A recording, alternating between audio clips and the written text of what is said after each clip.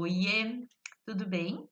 Nossa conversa hoje é sobre um grande autor aí da literatura brasileira, Graciliano Ramos, e uma das obras que mais representam aí o povo nordestino e os problemas aí, não apenas sociais, mas também psicológicos, do que então aí resultantes do que uma seca pode provocar, do que a fome pode provocar.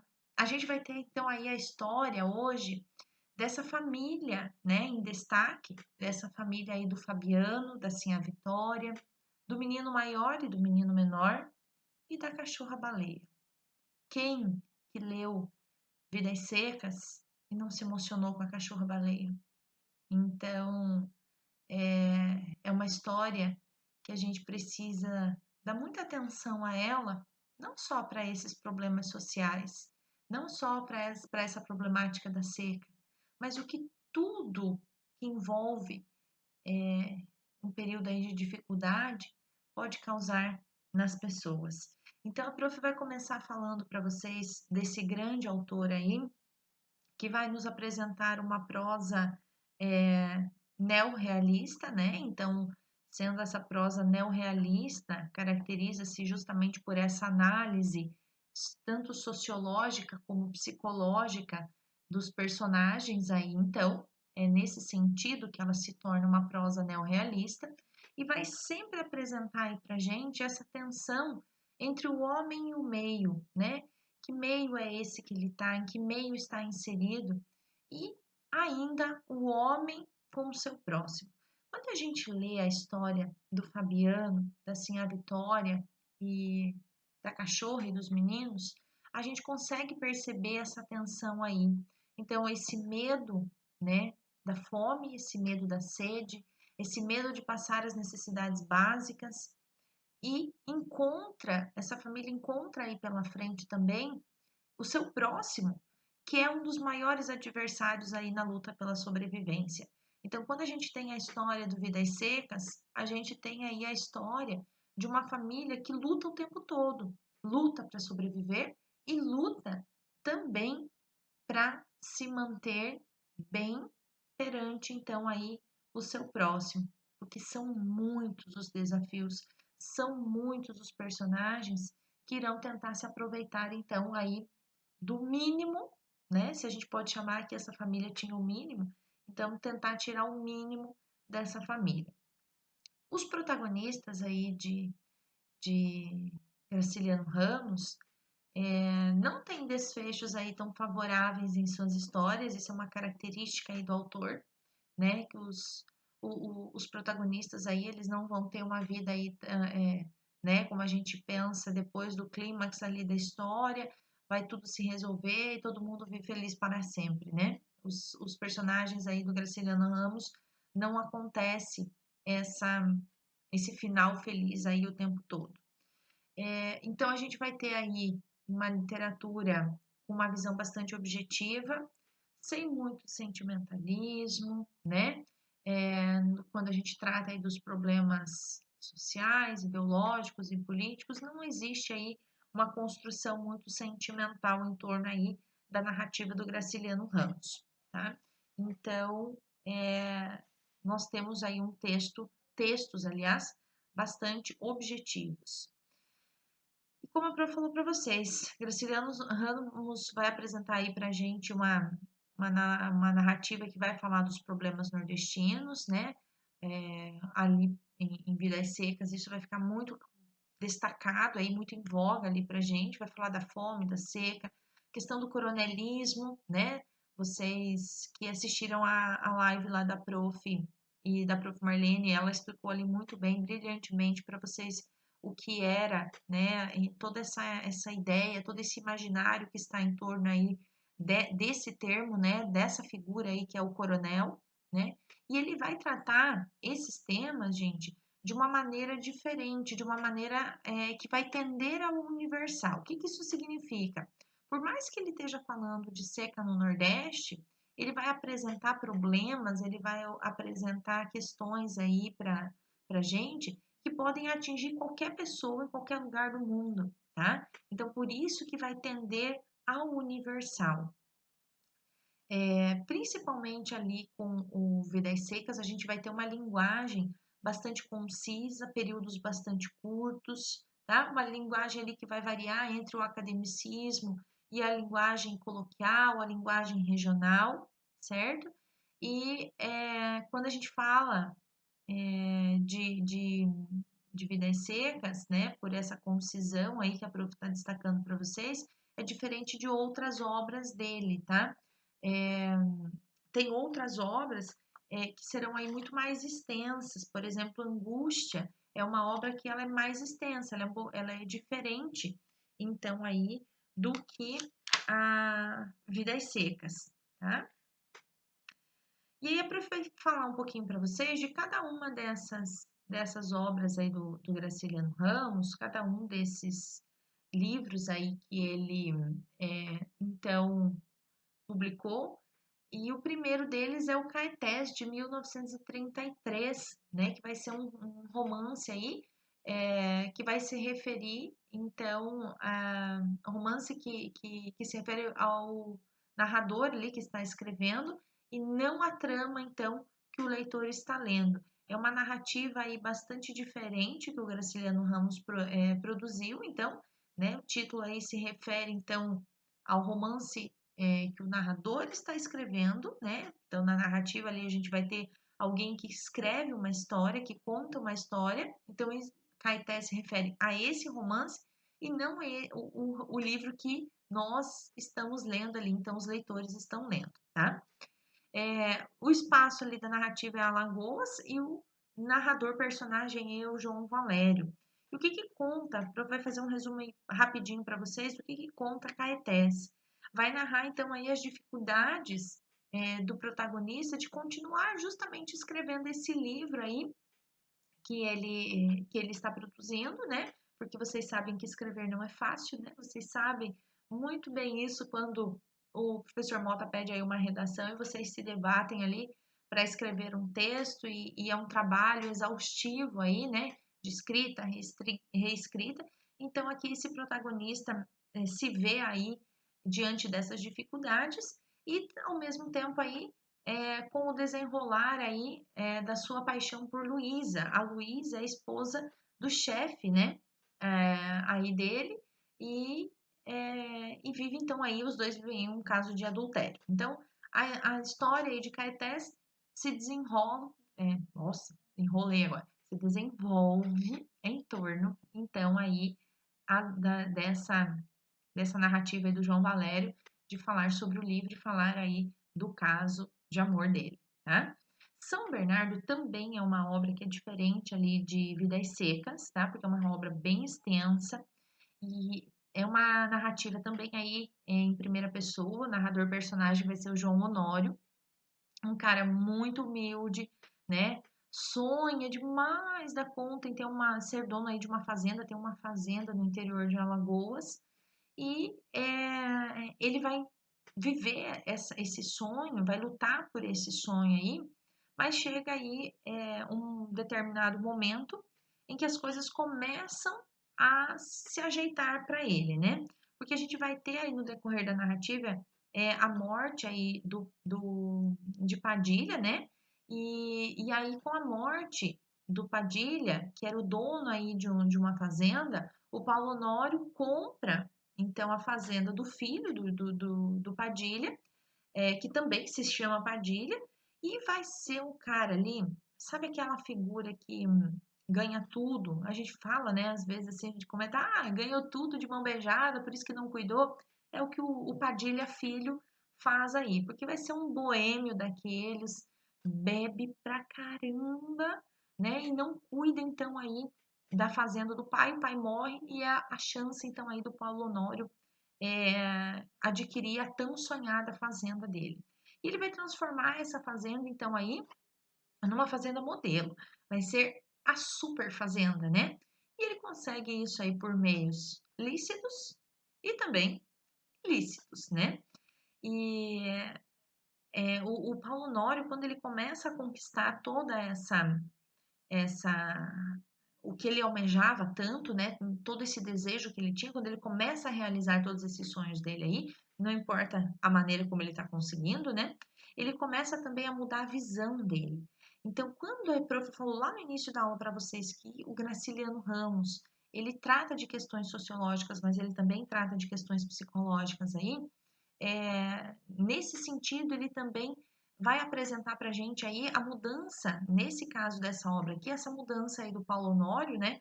E dessa visão que ele tem dos outros, que ele começa a enxergar aí a todos simplesmente como um objeto de compra, que todos tinham aí o seu preço, certo? E só que aí o Paulo Honório, ele começa a ver as pessoas como como se fosse um objeto aí, né? Que tivesse, cada um tivesse seu preço, cada um tivesse aí a sua proposta aceitável.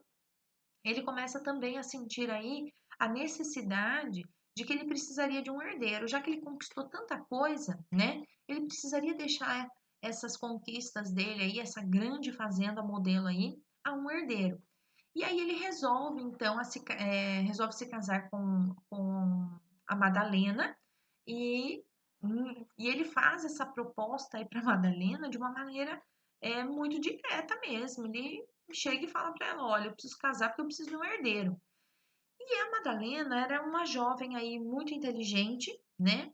E tinha uma visão aí, uma ideologia socialista, defendia ali os direitos dos trabalhadores contra a mentalidade ali muito capitalista ali do marido. Então o marido tinha aí uma mentalidade bastante capitalista e ela ia contra. Então ela aceita o pedido de casamento, mas ela não abre mão, então, dos ideais dela. Ela não se deixa, é, vamos dizer assim, subornar por aquilo que o Paulo Honório, então, falava ali para ela.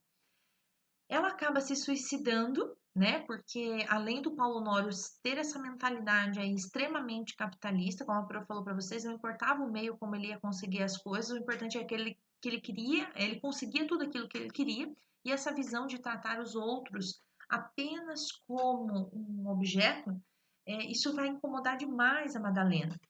E ela, além de tudo isso, o Paulo Honório, ele tinha um ciúme. Meu Deus, gente, era algo assim surreal o ciúme que ele tinha. E ela já não aguentava mais, então, toda essa situação ali, né? O comportamento do marido, o ciúme dele. E ela, como a prof disse antes para vocês, ela não se sujeita, ela não deixa que o Paulo Honório faça dela aquilo que ele bem entende, né? E ela então acaba aí se suicidando.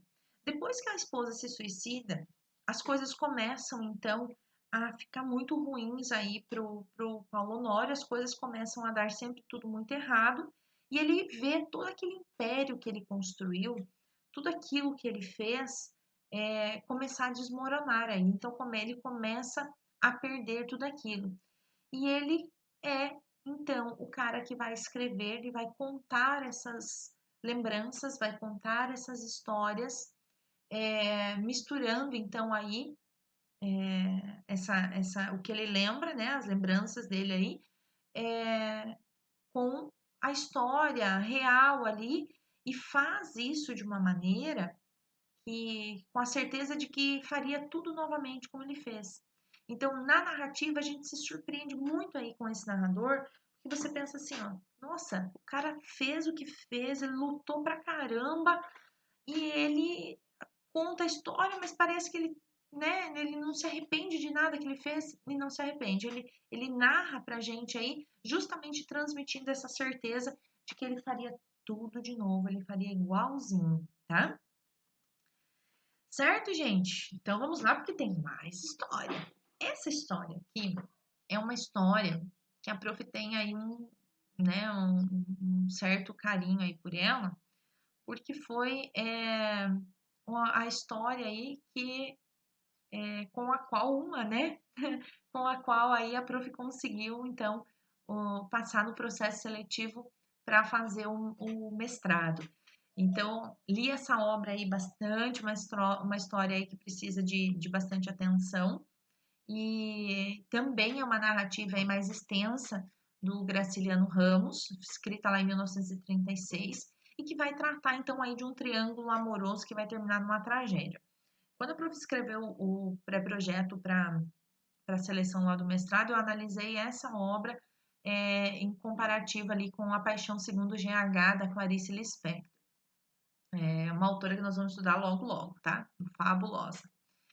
Então a gente vai ter essa história, esse triângulo amoroso, e nessa narrativa aqui, de novo a gente tem um narrador personagem que vai ser o Luiz da Silva, um cara totalmente intelectual, que vem ali do interior e também com esse sonho aí de melhorar de vida, né? De ter um bom trabalho, de ter um salário bacana, de ter bastante reconhecimento aí.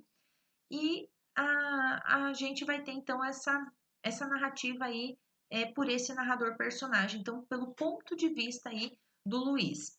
E a gente vai tratar nessa obra, de novo lembrando lá, a prof lembra vocês da questão da análise psicológica dos personagens, a gente vai ter então aí essa análise bastante profunda aí da personalidade humana. Então, quando o Graciliano Ramos apresenta aí pra gente Angústia, ele vai apresentar essa análise aí, então. Então, a gente vai ter em discussão aí esse drama da marginalização e da revolta contra as desigualdades sociais. Vejam que essa temática aí de social, né, a temática social com a temática psicológica, ela é recorrente aí na obra do Graciliano Ramos, tá? Então, a gente vai ter aí uma narrativa mais extensa também, tá? Pensando lá em Vidas Secas, naquele conteúdo lá que a prof falou para vocês, de frases mais sucintas, mais curtinhas. Aqui também a gente tem isso, mas uma extensão maior aí da narrativa. E então a gente tem esse personagem, como a prof estava contando aí para vocês, o Luiz da Silva, né, o narrador personagem, e ele vai ficar muito frustrado ali, porque ele sabe que apesar do conhecimento que ele tem, é, está sempre relegado isso aí, então, a segundo plano. O cara, ele é bastante intelectual, só que ele não tem esse reconhecimento, ele não consegue sobreviver, ele não consegue se destacar por todo esse conhecimento que ele tem. Isso está ficando sempre ali, como a prof disse antes ali, em segundo plano. E aí a gente tem então aí o antagonista dele, né, que é o Julião Tavares, que vai ser uma figura que vai ser apresentada pra gente como o vida boa, né? Só que de uma arrogância, gente, esse cara, esse personagem traz aí uma arrogância tão grande que, nossa, tem que ler aí o texto para que vocês consigam perceber. E ele, então, além de eles ter esse boa vida, ter essa arrogância toda aí, parece que é natural dele. Ele toma de Luiz o lugar ali, ele rouba a noiva ali do Luiz, então veja que o Luiz já não consegue se manter ali pela intelectualidade dele, não consegue ter um trabalho aí muito bacana, e além de tudo ele perde então aí a noiva para o Julião Tavares. Então ele toma aí de Luiz o lugar, né, no trabalho. Ele toma, ele consegue roubar o trabalho do Luiz, ele consegue roubar a noiva, né? Porque ele é mais safo, ele é mais malandrão. Então ele usa dessas artimanhas aí para se dar bem.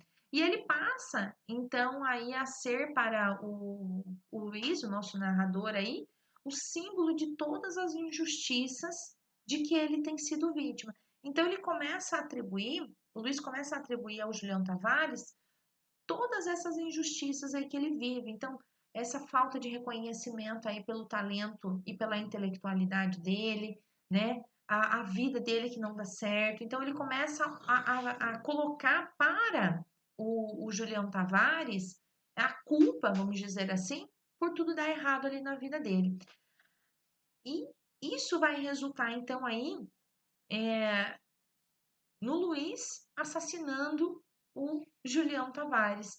E quando há esse assassinato, quando ele mata aí o Julião Tavares, significa então aí na obra e no pensamento ali do Luiz, que que ele conseguiu se vingar, né, e vingar aí as pessoas mais humildes, os marginalizados, né? Então ele vê nessa ação dele aí, nesse crime que ele comete, justamente esse sentido aí de vingança.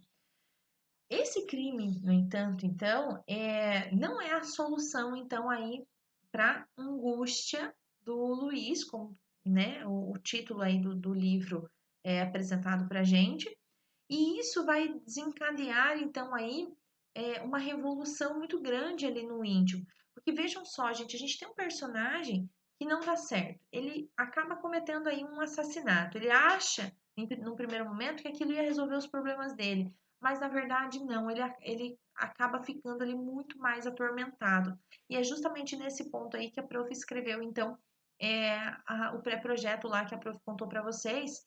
Porque quando a prof analisou também aí A Paixão Segundo GH, a gente tem lá a morte, mas agora daí vai ser a morte da barata, né? Não vai ser a morte de uma pessoa, vai ser a morte de um inseto. Então, mas que isso vai causar uma revolução, isso vai causar um transtorno psicológico muito grande, tanto aqui no Luiz, como lá na narrativa lá da Clarice Lispector. Então, o que, que a gente vai acabar tendo de novo aí? Uma narração que vai seguir muito. Lembre que a gente está falando de um narrador em primeira pessoa, né? Não um narrador personagem. Então, vai seguir muito aí a questão do fluxo da memória e do fluxo de consciência do Luiz, né? Então, a gente tem uma narrativa que ela precisa bastante atenção, porque ela não vai ter uma linearidade, ela não apresenta essa linearidade, porque quando a gente está pensando, quando a gente está lembrando de algo, o nosso pensamento vai e vem, a gente começa a fazer conexões que muitas vezes não tem essa lógica sequencial aí, cronológica. Então a gente pensa, né? E a gente lembra de uma coisa, depois lembra de outra.